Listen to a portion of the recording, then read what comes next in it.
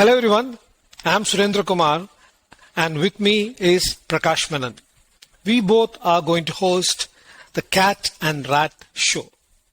It's going to be a regular podcast covering the corporate training needs, and we are going to be discussing or looking at the career acceleration, career transitioning, retail career acceleration, and the various topic and subjects involved in the life of a corporate professional. Prakash, welcome to our show, the Cat and Rat Show.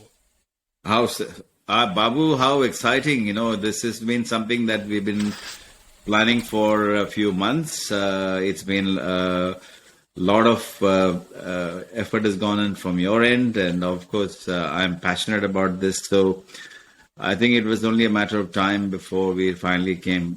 So excited that this is finally the baby is being born, and super excited that we can be sharing some of our own life learnings and real life lessons. And I call this not some academic rhetoric here. We are talking about lessons from the school of hard knocks.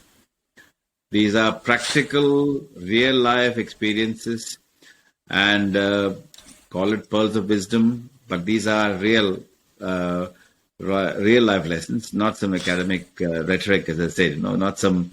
You can go to business school, and by all means, with all due respect to business schools, however, what you are going to learn through this program is through this podcast are some real life lessons and how this can benefit you guys, each of you. Prakash, before I would like to discuss how we came and said, "Hey, boss, we need something for the training of the corporate professionals." There are a lot of training gurus around, there are a lot of training platforms around, a lot of training materials around. So we wanted to create something different, content wise, as you said, not the academic rhetoric, real life experiences. So let's tell them how we came and finally culminated in this Cat and Rat Show. Everybody is eagerly looking forward to it. Yeah, what is this Cat and Rat?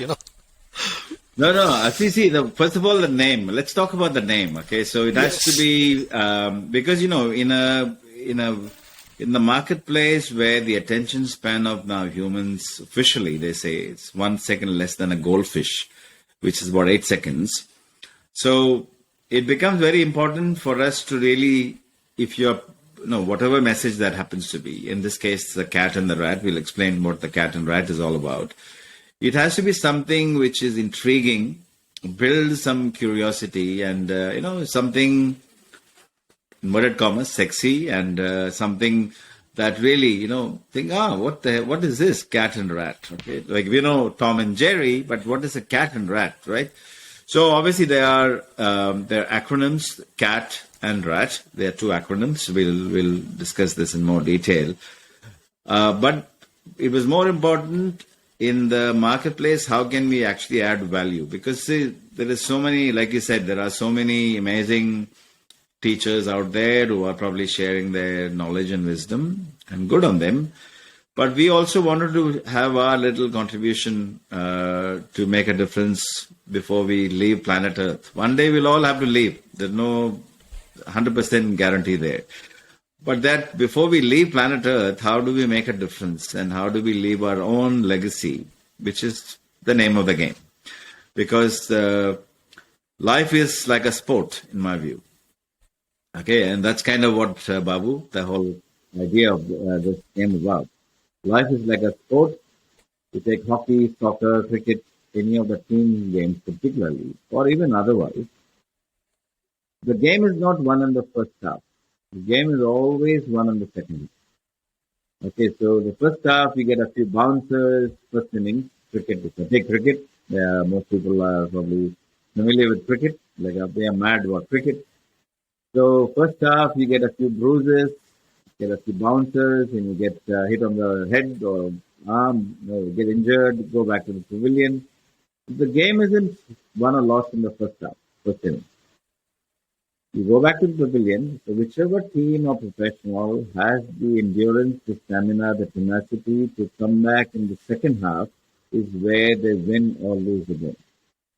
Right? So if they can go back, rejuvenate, gather themselves, and come back with complete, have all the energy to come back onto the field. And we can relate this to our own career and life. And so if you take our own career, first off, you can say people talk about success, failures, and, you can have different terms to use. So let's say till age 45, 50 years of age. But then, what happens life after 50? 50 to 80, 85, 90 years of age that we'll all be living, because the longevity of human beings, people actually will be living longer because of advancement in medical technology. And so you're not going to retire at the age of 58 like my father did or your father did, Babu, and then go and sit in the backyard and read that same newspaper 10 times over and play marbles or gossip. And then 3 years later, 5 years later, basically you're gone, you're finished. Because you've been so active all your professional life for so many years, that is actually not a smart thing that you just sit idle and just waste your time, really. I'm saying literally waste your time. So, So so that's the end of the idea, Babu. So this is how this whole concept came about, and said, how can we make a difference, right? That's how this whole thing, it is amazing that, you come from a very hardcore corporate background yourself, and you are an entrepreneur, Babu, and, you're passionate about that, and so am I. So I think it's really the two forces come together. 1 + 1 should equal to 3 or more, not 2. Prakash, here, fine. So thank you very much, for, talking about me. But now in this show, I want our people, our audience, our students to know more about PK or Prakash Menon or Prakash. So I want you to, you got a successful corporate career, you have been a trainer, you traveled worldwide, east to west. So why don't you, talk about that? Okay. All right. So, brief background. I don't want to actually take up too much time talking about myself, Babu, but brief background. Yes, I was fortunate. I did my initial schooling and my initial studies, graduation from Mumbai or Bombay those days, Mumbai University. So, yes, my father, like most Indian parents those days when I was growing up, there was only two choices really. You either be a doctor or an engineer. If you do a bachelor's in arts, you must have no brains. That's kind of how it was perceived, because unfortunately, in the 20th century, particularly when I was growing up, it was the academic institutions, the education model was such that it was basically driven by these two noble professions called engineering or medicine. Okay, because there were not many other industries or not many other opportunities. At least there was no technology or IT at that stage. None of those things. Today, of course, is a very different thing altogether, but I'm talking about many years ago. So, my father was an engineer. He said, son, no pressure, go become a doctor. So I said, yeah, this is it. So I was the eldest in the family amongst this, huge joint family that from both my dad's side and my mom's side. And so I had no choice but to really please my father. That was the mission. So I would, year 12, I remember every exam I would come back and say, how did you go? I said, 98%, 99%. But deep down, I knew I was lying. I was actually still scared because I was no way I was going to get 98, 99%. Somehow I actually, for my year 12, I got first class, but that was not good enough to get into medical school. And I remember my father had taken a day off because he was expecting his son to come back and say, Daddy, got my 98%. And I remember coming back sheepishly, so scared that I came back. I don't know how I managed to come home that evening, because with 60+% marks, Dad had taken time off. So I knocked on the door. My mom opened the door. It was a small 2-bedroom unit we were living in. In fact, 2-room unit, a 1-bedroom place in Mumbai. I'm talking about a crowded city, like those days, 15, 16 million people in that country, in that city. So as you open the door, you can see the bedroom where my dad was sitting, and I still remember very clearly. He was shaving, and he had this small mirror, and he was looking in the mirror through his glasses, and he could see through the mirror. He was watching my. Obviously, there was a lot of anticipation built up, right? So, eldest son coming home with a trophy, and mom opened the door and she saw my expression. She said, they're waiting for you. So that's kind of all that. I'm thinking, oh my God, help me here. So dad was looking through the mirror and he looked at my expression because I didn't even have to say anything. He just turned around, took out his glasses, he just flung that at me. Because he was, I suppose I can understand the disappointment that he had because there was so much hype around me talking about how wonderful I'd done in my exams. But that was all only because I was scared. And I was forced to lie, which I hated it. But that really, when he flung the glasses at me, which all that disappointment, I really took it. I didn't take it too well at all. In fact, I was I fell ill. I was crook. Literally, I was so bad. And then my dad, fortunately, he said, no, don't worry, because you also figured out, I suppose, but this was not a smart idea. So he was very loving, and so he said, it's okay, don't worry about this. But deep down, I wanted to prove a point because it was not for me so much, but to prove a point to my dad to make him proud. And so with that, call it, there was almost like a drive from within, the hunger, which I led to then did my bachelor's from Bombay. And I took admission to finish my graduation and then through graduation, getting into medical school. That was the plan. And I did exceptionally well. I was a merit rank holder from Bombay University for my bachelor's. Only because I wanted to prove a point to my father. And I was the top 10 in Bombay. And I'm talking about amongst 3 million students, okay? So no small number, by the way. Yeah. And anyway, I got into Masters in Marine Institute of Science in Marine Biology. And so this was, a couple of weeks into my master's course.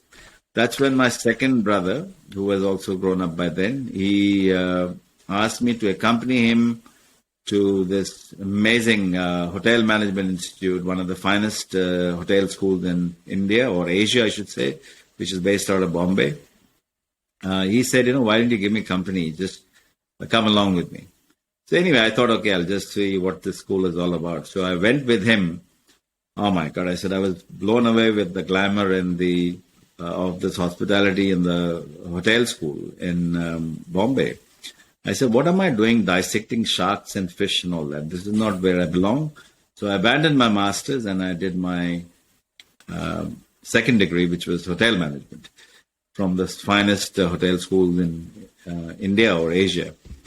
And I was very fortunate that I got the opportunity while I was one of the lucky, almost a dozen or so people who, before finishing off the actual school, which is a 3-year course, that I was picked up by one of the leading hotels of the world, which is called the Taj Group of Hotels. It's a very prestigious, iconic hotel chain, the largest in India, no doubt, but also amongst one of the largest and finest amongst the world. So I started my career and went from airline catering or flight catering to fine dining restaurants, to banquet operations, to food and beverage director. So I had a pretty rapid rise within the corporate world. And then midlife crisis hit me and 2 suitcases, and I just got married with $500 borrowed money, literally, because the reforms had not happened in India. This was around 1990 I'm talking about. So literally, with $500, that's all I could afford to borrow. I had no money. So I had the glamour, the suit and all that, but if I removed the Taj jacket, I was hollow from inside.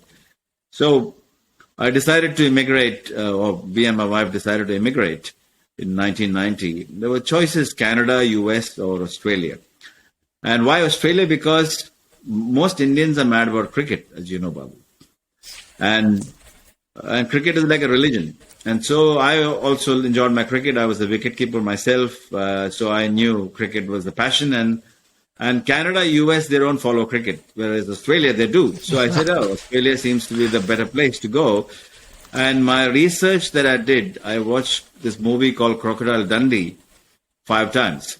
I don't know if you guys have watched the movie Crocodile Dundee, but in the movie, the lead actor, Paul Hogan, he is a typical Aussie, and they've shown the outbacks of Australia where he does this to the bison, and bison being the wild buffalo. He does that to the bison and he puts the buffalo to sleep, which is like hypnotism, almost like hypnotized. So I thought, oh, this is black magic. I can actually try and do something like that in Australia too. So that's kind of my research coming to Australia in 1990. And I got my immigration papers pretty quickly because of my hotel background. But didn't realize that I was walking into a place where there were no jobs anywhere. Worst recession, 1990. And literally the only meal I could survive, because I came on my own initially. I didn't have my wife come along with me. I didn't want her to come along with me because we didn't know what to expect. So that is kind of where, the life truly began for me. Because in India, it was fine. You're spoiled, you had servants and all the culture usually, taken care of. But when you come to a foreign land, literally the only meal I could afford was a packet of chips, McDonald's chips, and a Coke every day. So that's all I had the money to really survive. So one chip, every chip I would savor, and that is a meal. And so I'd lost a lot of weight. For 3 weeks, no jobs anywhere. And every hotel I went door knocking, they said you're too qualified or you don't have local experience. So much so that it got to a point that I said, here are all the certificates, I don't need any, just give me a job. And that's how I ended up. My first job was cleaning toilets of a filthy Indian restaurant. I sat in the toilet crying, thinking, what am I doing here? Because I had resigned from the Taj group of hotels, but the hotel chain had not accepted my resignation. So I could easily go back and, become a general manager for one of the properties. But I was call you had I was very clear that I didn't want to go back as a failure. So I sat in this toilet crying. Filthy Indian restaurant. I'm talking about the toilet being so dirty. Because the culture where I came from, obviously, Babu, my mom had seen me doing that. She would have fainted. So I sat there, and you know who came to my rescue? Eddie Murphy. Eddie Murphy, the actor. You must say, oh, Eddie Murphy. I said, do you know him? I don't know him. But the movie, if you haven't seen this movie or watched this movie called Coming to America, amazing movie. So one of the best hilarious movies of Eddie Murphy, the stand-up comedian, where in the movie he's playing the role of a prince. He's the Prince of Africa. And he's got his own currency. He's got his face on the actual note, like Mahatma Gandhi's face on the Indian currency. He's got Eddie Murphy's face on the African currency. In the movie, though. So he's that rich. Okay, so he goes to US in search of his queen. And so no one knows that he's a prince in the US. So he goes there, he's got loads of money, and there he falls in love with this girl the girl's father owns a restaurant chain called McDonald's. Not McDonald's, McDonald's. And to impress the girl and the girl's father, he picks up a job as the janitor. He's mopping, the typical Eddie Murphy, with the typical Eddie Murphy smile. So I thought, okay, if he could do it, what's wrong with you, Prakash? So that was my inspiration. So with that inspiration, I said, I will be the best toilet cleaner in the world. And I really said, enough of his ego and everything. I abandoned all of that and then gone on to become the best toilet cleaner. Seriously, you could eat from the floor, literally, that clean it was. And I said, that will come in handy. And that is kind of the beginning of my journey 33 years ago, or 32 years ago in Australia. So from from the top of the tree, which was as the F&B director with one of the leading hotels, you literally had to look up and there are 50 people to serve you. Chauffeur-driven car, company accommodation, all that ego, everything came crashing down. And here is me now, becoming a toilet cleaner. I said, with my hard work, I will get promoted. It's only a matter of time. I'll get promoted, which I now did. I was now cleaning toilets at Kentucky Fried Chicken. So from the Indian restaurant toilet, I went to the Kentucky Fried Chicken toilets. It's a promotion, right? Multinational. Okay, those days, KFC was owned by Pepsi Cola. So KFC, Pizza Hut, they were all owned by Pepsi those days. So I became a chief hygiene toilet cleaner of KFC. So your designation also changed, huh? Wow, that's a big thing, it's a multinational, right, as you know. So I was a chief toilet cleaner, basically cleaning toilets. And I became a restaurant manager in no time, Babu. And there, as a restaurant manager at Kentucky Fried Chicken, or KFC now, I had to write a report to the US. Pepsi Cola was the head office. Pepsi used to own KFC stores those days. I had to write a report if I had 3 pieces of chicken wings left over as to why did you get your forecasting wrong.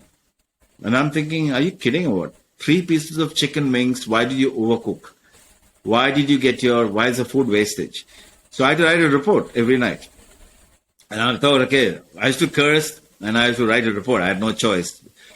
And I'm grateful that I did that because 10 years later, Babu, I was managing $3.2 billion worth of inventory.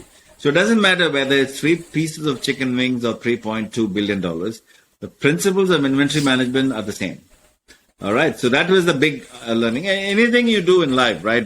So my airline catering, I learned about time management skills because you're working against the clock because you can't delay airline catering. Airline, because of catering, massive penalties.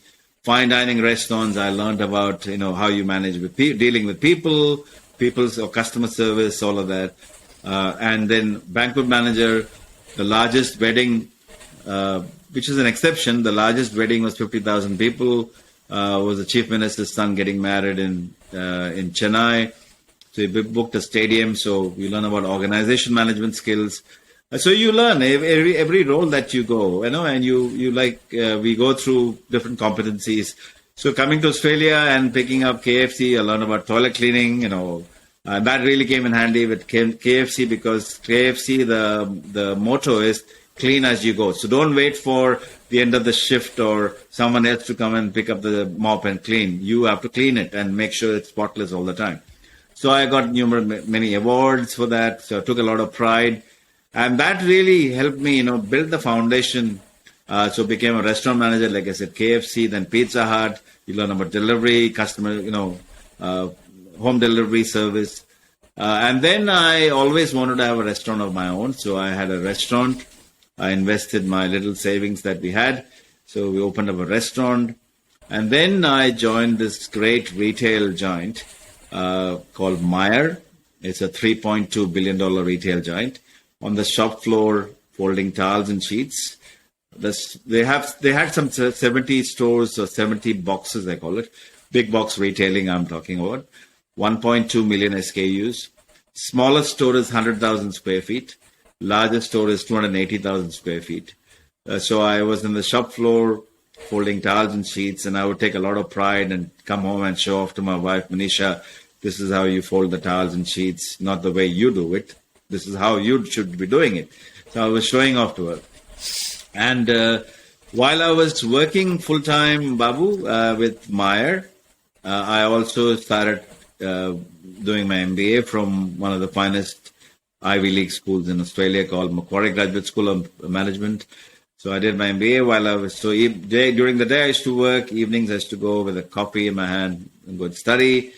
And really within no time, I had a pretty rapid rise. 8 years later, I was on the board of Meijer. Now I'm talking about 30,000 employees, completely Anglo-Saxon, blonde hair, blue-eyed kind of establishment, 100-year-old iconic company. And here is this, my color skin. I was the only one sitting at the top.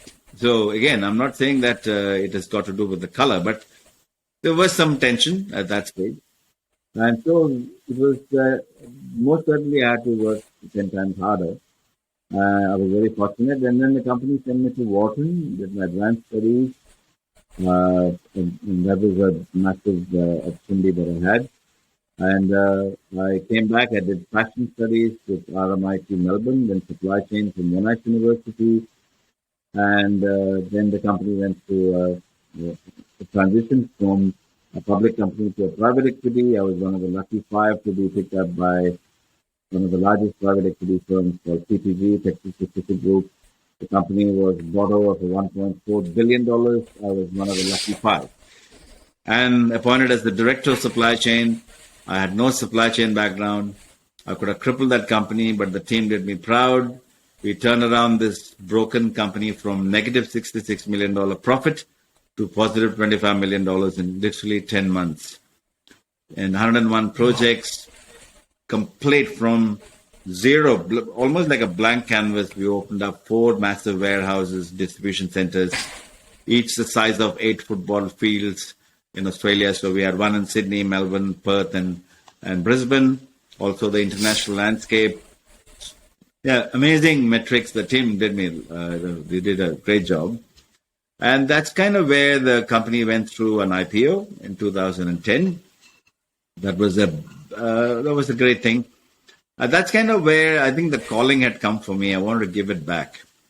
I was very fortunate that I was given the opportunity to travel whilst I was with Meyer.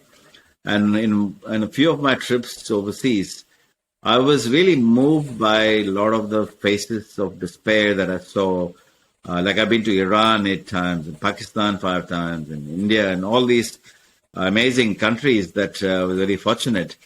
I was thinking now how fortunate and lucky I was that I could travel and all these so many thousands of faces, they're all living in hope. And the one thing that can change people's lives, I felt, at least in my view, was education. And I thought this is one way to give it back, Babu. And that's kind of really come where the cat and rat really comes together. But I didn't want to just do something just for the sake of doing. And I found that, the one thing that really what people are lacking and really something that can make a difference is whilst there are many courses and many programs being offered where there are technical skills being offered, the one thing that can be a game changer in the 21st century as technology is advanced and so many other things, technical skills is an assumed competency. So what is the game changer? The game changer are the adaptive skills, the soft skills. How do you go on to become a masterful storyteller? Thought leadership skills, strategic thinking, critical thinking. All these are skills which are not necessarily taught in business schools. Now I'm saying I've been to Ivy League schools and I'm very grateful, but seriously, they don't teach you all this. So we wanted to create something that can make a difference, not only get you a job, but more importantly, also help you to fast track your career if you so wish to. Or if you say, okay, there is life after corporate when you get to 40, 45, 50 years of age, you will be living up to 85, 90 years of age.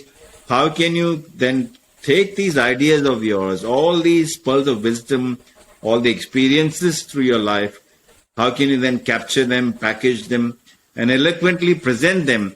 Because we live in the conceptual age today, the age of ideas. And ideas are the new currency. So how can you make that really possible? Then that's kind of, Babu, where you come into the scene.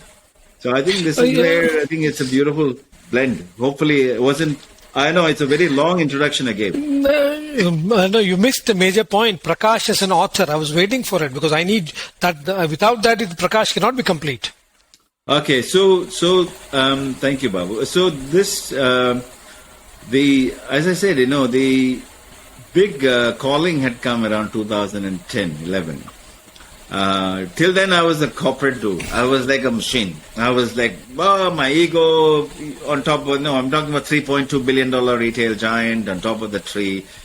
Usual, when you are at that age and everything is rah. So what happened was, excuse me.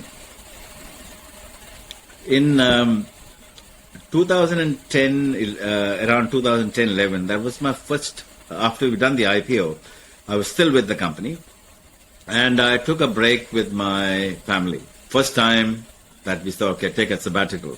5-week holiday to New Zealand. Okay, and if you guys have been to New Zealand, seriously, it's God made heaven and then made New Zealand. It's like paradise. Seriously, beautiful. Canvas, blank canvas, river and mountains and beautiful. So we drove around from north to south and lots of time to actually, reflect and ponder. And so much so that after 5 weeks, we were so tired. The holiday was so good that we took another 2 weeks to recover and went to Cook Islands. That's just the story, but that is a fact. But Cook Island, New Zealand, I was reflecting and I'm thinking that was where my first exposure to this amazing book by Tony Robbins, who was one of my first mentors, that professional mentor that I had. Tony Robbins is a larger-than-life 6'8" giant, and his book Unlimited Power. That really, if you haven't read that book, you should read. Truly inspiring. So I read the book, and I was intrigued because he talks about reading 24 books a day in that book, and I'm thinking, how can you read 24 books a day? Yeah, seriously, I'm thinking, how can you read 24 books a day? I can't read one in 6 months. So that really got me curious. And then I got coaching and mentoring by him through a group program. And that was the beginning of my curiosity and that hunger, wanting to learn this process. And till then, I would not read any books or anything. So yes, I now do read 2-3 books every day, which I do. It's a process, okay? That's what we will be teaching as well to all our students. How can you go on to read 2-3 books every day? And you can. It's not a big deal. So because 2-3 books every day, you said, Prakash? That's right. Yeah. You can read 2-3 books a day. It's a process. We'll teach, right? This is what we teach. Because this is what makes us different and this makes us unique in the Cat and Rat School. Because there's no shortage of information anywhere. It's how you then bring all this information and knowledge together, and then you'll be able to structure it quickly, and you take all whatever information you need, really, what is relevant, and then you'll be able to structure your thinking.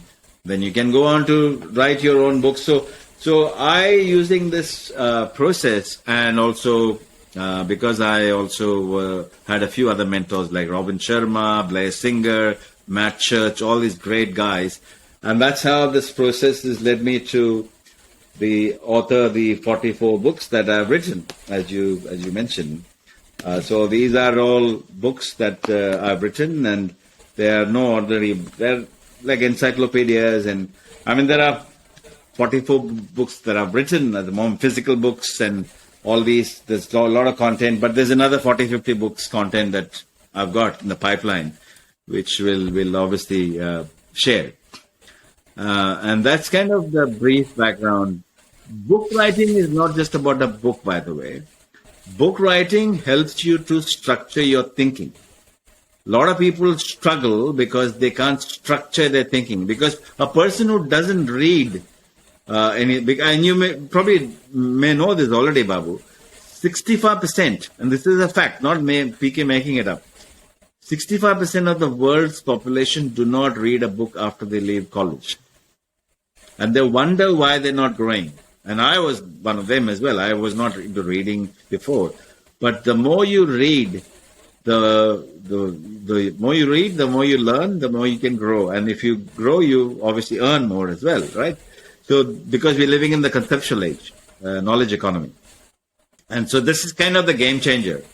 You don't wait for someone else to come and tell you this. So we will be sharing through our podcast how you can go on to structure them, how you can read 2-3 books a day, etc. And then the reading the books is also because the person who doesn't read, a normal person will probably have 60 to 70,000 thoughts every day.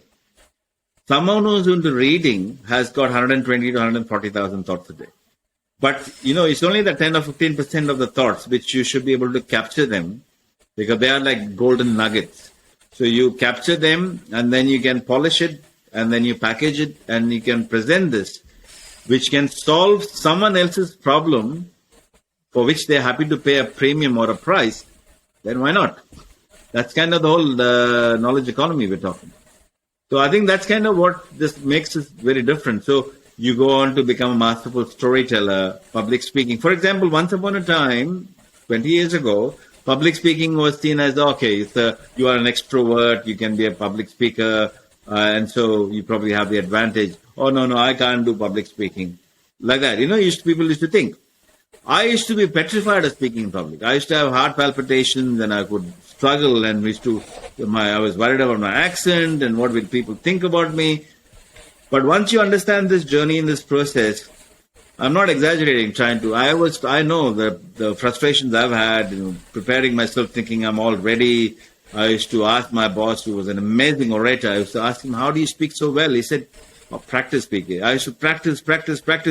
I think I was ready, and I would come up on stage and I would see all these faces, and suddenly my tongue would go inwards. Literally, so mouth would go dry, I'd be very nervous.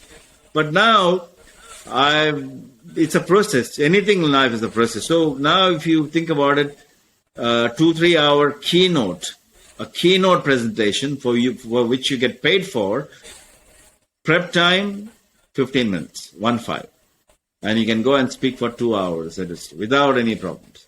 Why? Because you can structure your thing. That's what we will be teaching our students. Excellent, PK. I know it was very, very informative, and with our conversation today, people would have understood, who is in the background, what is the cat and rat show, it's for the basics and what they can expect. So it was wonderful, to have you on our show, and this is our first show. This is the inaugural show. This is the first episode. Lots more to come. So we will end up here, and then we'll continue from where we stopped, and it's a long journey. It's not going to be a short one. So thank you very much, and see you soon.